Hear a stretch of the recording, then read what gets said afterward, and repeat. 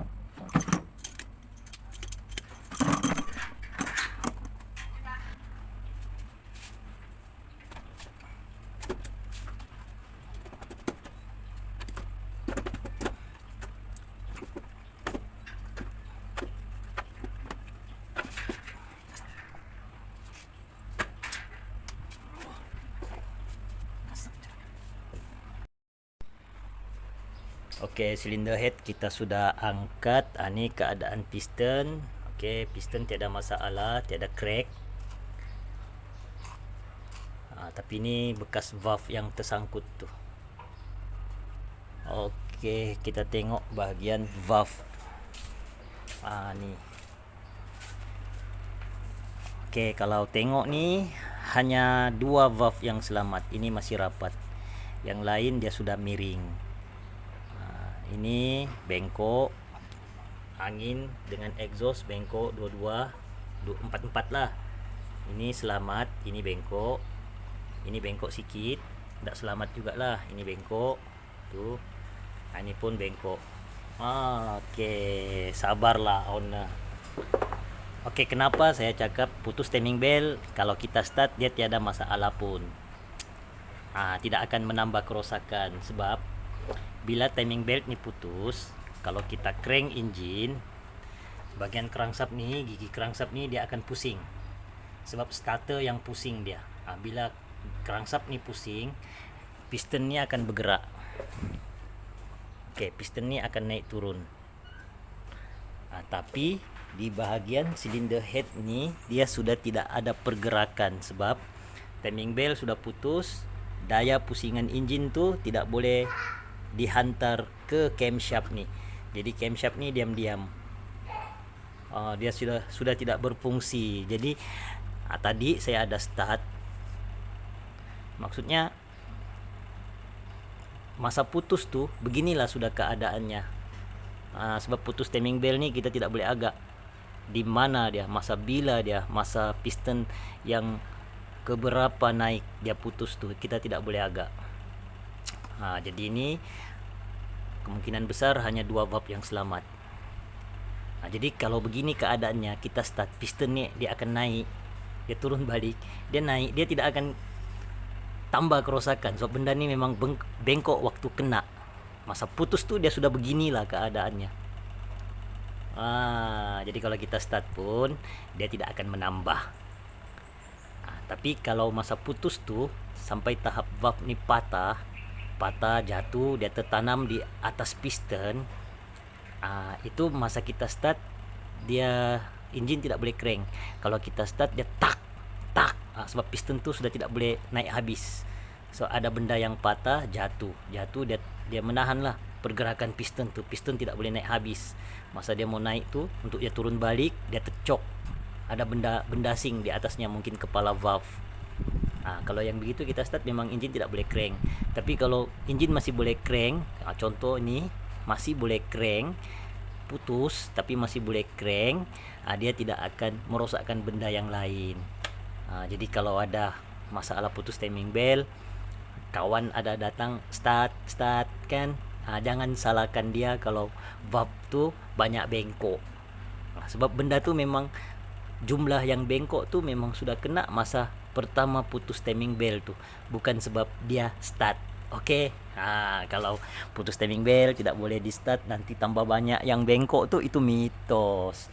Sebab logiknya daya pusingan sudah tiada untuk camshaft nih. Jadi valve nih dia akan diam-diam. Kita start macam mana pun valve nih diam-diam. Cuma piston saja yang bergerak. Oke, semoga bermanfaat. Ini sabarlah owner nih sebab dia cakap timing beltnya nih baru 2 tahun. Tulisannya masih ada lagi warranty 100.000. Kalau jalan di sini-sini sejak 2 tahun tuh belum habis, belum sampai lagi 100.000. Lepas tuh kondisi bahagian timing belt nih dia tiada leaking.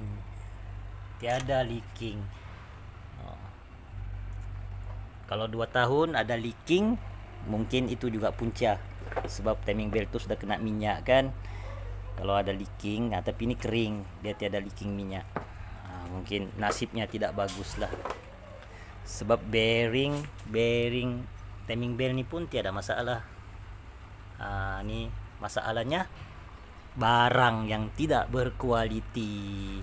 Oke, assalamualaikum.